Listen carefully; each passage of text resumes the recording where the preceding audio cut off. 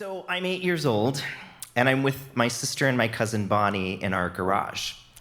And it feels like electricity is like running throughout my entire body. And I look at myself in the mirror and I think, Spencer, you look amazing. To the left of me, my sister is looking in the mirror doing her makeup, and Bonnie is painting my fingernails, and I'm wearing like this white sheer nightie with a tie in the front. And then to the right of me is this pair of clear high heels with silver sequins. And I can't wait to put them on my hands because we're putting on a play. And it's gonna be awesome. So as I start to put this blue eyeshadow on, the screen door to the garage opens and I hear my dad say, "Hey, what's going on out there?" Now, my dad is the kind of guy that waves to his friends by giving them the finger. And then he's got one joke that he tells everybody all of the time, even if they've heard it before. He'll say, "I can't wait for tomorrow." And then when you say, "Why?" he says, "'Cause I get better looking every day." So my dad comes out into the garage, he takes one look at me, and he says, "What are you doing? Boys don't wear makeup and paint their nails." I freeze. My face gets really hot. I feel embarrassed and panicked, and I look at him, and I say, "Well, we're putting on a play." And he was like, "So you shouldn't be painting your fingernails, and boys don't wear makeup." Just then my mom comes out and says, "Kenny, he's fine." And they both go back inside. But I'm embarrassed that my dad just called me out in front of my sister and my cousin. And I'm also confused because why is something that brings me so much joy bad? And then I feel shame because I know to him, these things are bad. And although he didn't say it, I felt like it disappointed him, and I didn't want to disappoint my dad. Now, it wasn't just my dad that was like giving me a hard time for liking things that were girly, whatever that means. All through school, and specifically in grade 6, I would be out at recess and people would say, "Why are you hanging out with the girls? Are you a faggot? Why are you in choir? Boys aren't in choir. That's so gay." I remember thinking, this is so stupid. Like, why are these things bad? And besides, I had a girlfriend. Her name was Jessica, and we were going out. And just a week prior to that, we had gone to Joyce's Subs for a sandwich, so... Okay, so we were 12, and we had no idea what going out was, and my mom had to drive us. But I had a girlfriend. Now, it was always so confusing to me that people would say these things to me. And I was always the first boy to have these experiences. I'll never forget our first all-school dance. Literally all the boys just stood against the wall, looking at the ground, and I was like, oh my God, this is so silly. So I like roll up and I ask Allison, "Would you like to dance?" And she says, "Sure." And we dance, and then magically all the other boys were like, "Oh yeah, I guess we could say that too." Now, I know that I was into things that not a lot of other boys were into, and my dad was constantly reminding me of this. And not explicitly or intentionally, but my dad was into hunting and fishing. And as a kid, it was fun to go with him because I wanted to hang out with my dad. But as I got older, I was like, I don't really want to kill things.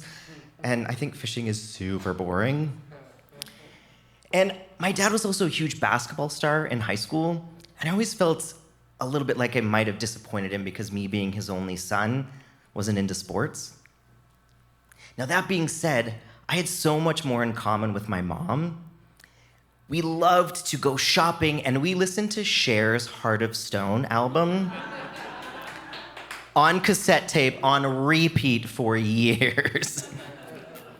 Now, I never thought that I would never meet another person, specifically a boy that was into the same things that I was into. And then I met my friend John. I met John in grade 7, and he was also into choir, and he had girlfriends, and he also loved playing with my sister's Barbies. I was thrilled that I met another boy that was into the same things that I was. And John had this way about him where he was very kind and soft-spoken, and he would greet you by saying, "Hey, hon." And he got teased even worse than I did. One day we were on the playground, and I heard a kid from across the playground go, "Hey, faggot." And I was like, if you call my friend a faggot again, I'm gonna kick your ass. I'm literally 2'7" tall, and I don't have any legs. Like, what was I gonna do? Punch him in the nuts and run away? One evening, I was out in the front yard with my sister playing, and my dad was in the garage, and I heard my dad say, Spence, come here, I wanna ask you something. So I go in the garage, and I'm like, what's up, Dad? He says, I wanna know, are you fagging out on me? I freeze. My face gets hot. I feel embarrassed and panicked, and I think, quick, just say something. And I'm like, what, Dad? No, what, why? And he replies, just checking. But in my mind, I'm like, Jesus Christ, I'm getting this at school, and now I'm getting it at home from my dad? Like, this is fucking exhausting. However, a few months later, I meet Marcy. And Marcy and I do more than get a sandwich.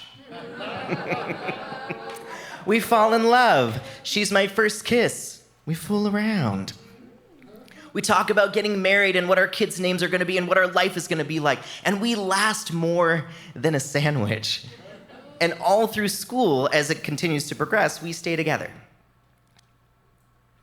My last year of high school, I'm at home with my family. And the news is on.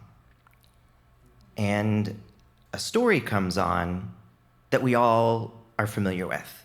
Because up until this point, no one cared about the state of Wyoming. But we recently made national news. Because a few days prior to this, two guys at a bar offered to give a university student named Matthew Shepard a ride home. But they didn't take him home. They drove him out to the middle of nowhere. They beat him beyond recognition, and they tied him to a fence and left him there.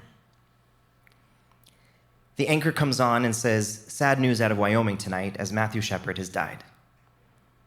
The police are now calling this brutal attack a hate crime because Matthew Shepard was gay. I freeze. My face gets hot, and this time I'm terrified. This is only 4 hours away from where I'm living in Wyoming. And it was the first time where I realized, oh, the world isn't always a safe place for everyone. Matthew Shepard is also the thing that John and I keep being called at school, so I find myself moving through the world differently now. I stopped playing with Barbies. I don't talk about musical theater as much. I talk about dating girls more, all in hopes to be seen more masculine and to feel more safe. I go to university in Salt Lake City, Utah, a very religious town. And the first thing that I noticed when I moved there is everybody's obsessed with dating and being a couple. Now, I have to say that Marcy and I broke up because we both were going to different universities in different states, and it's sad, but it's the right thing to do. So I'm working at Old Navy while I'm going to school, and there's this girl that works there, and I ask her out on a date because she's really fun, and we have a great time, but there's not really anything there. And I go on dates with other girls, but I'm not really feeling any feelings that I think you need to have in order to have like a relationship with somebody. And so I'm thinking, I'm just this like evolved guy who like isn't into beer or going to the bar, and I like to talk about feelings, and it's just gonna take me like a little longer to find someone. I finished my first year, and it was pretty shitty. I had tough roommates. I failed a class for the first time ever in my life. I changed my major. And I was having a hard time like dating in general. I go finish my second year, but this year's a little bit better because I moved off campus, I've got my own apartment, and that summer, John comes to visit me. And we're sitting on the balcony outside having a drink. And he turns to me and he says, by the way, I have to tell you something. I think I'm gay. And I was like, oh my God, I'm so happy for you. This is amazing, and thank you so much for telling me. And in my mind, I'm like, yeah, that makes sense. And I noticed that there's a new confidence about him that he's never had before. I go back to school and things feel even harder. School feels harder, dating is not going well. I'm trying to balance going to school and working at Old Navy. And then something shifts. One night, I'm in my bedroom, and I'm sitting on the ground, leaning against my bed. And there's one light on, and it's one of those like bedside table lamps with a little black knob on the top that you turn to turn it on and off. And it's like right on me as if it's like a spotlight. And it's really hot in my room because it's winter outside and I need to turn the heat down.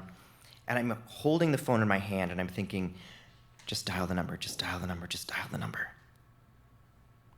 I get up the courage to dial the number, it starts to ring, and I think, fuck, fuck, fuck, fuck, fuck, fuck, fuck. And then I hear, hello? And I say, hey, John, it's Spencer, how are you? And he says, hey, hon, I'm good, how are you? And I say, I'm fine. And I take a deep breath. And I say,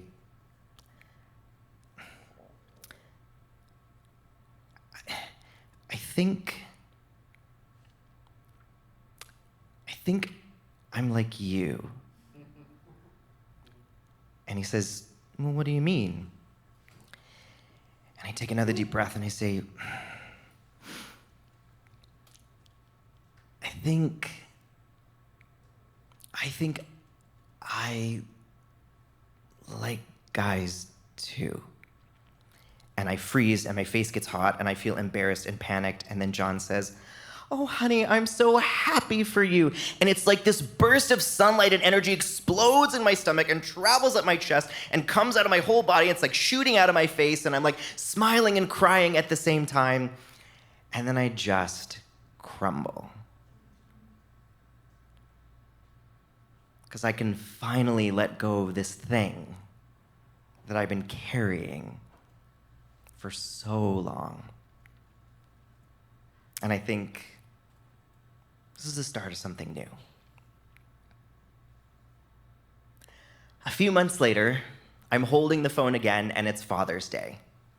And I think, okay, he's not gonna mention anything, it's gonna be fine, but maybe he will, but maybe he won't, but I don't know. So I dial, and it rings, and I hear, hello? That's literally how he sounds. And I was like, hey, Dad, happy Father's Day. And he goes, all right, thanks for calling, bud. Now, a few weeks prior to this, I had called my mom and told her that I was gay. Now, 90% of me thought that it was gonna be okay, but there was 10% of me that was like, oh, I don't know how this will go. And she was supportive from the very beginning. And she said, I love you, and it doesn't matter. And I asked her if she would tell my dad. So I know that my dad knows. So before I can say anything else, my dad says, I just want to say, you're my son, and I love you. And you could never disappoint me. And I love you. And then before I can say anything else, he says, but when are you going to adopt me some goddamn grandkids? Thank you.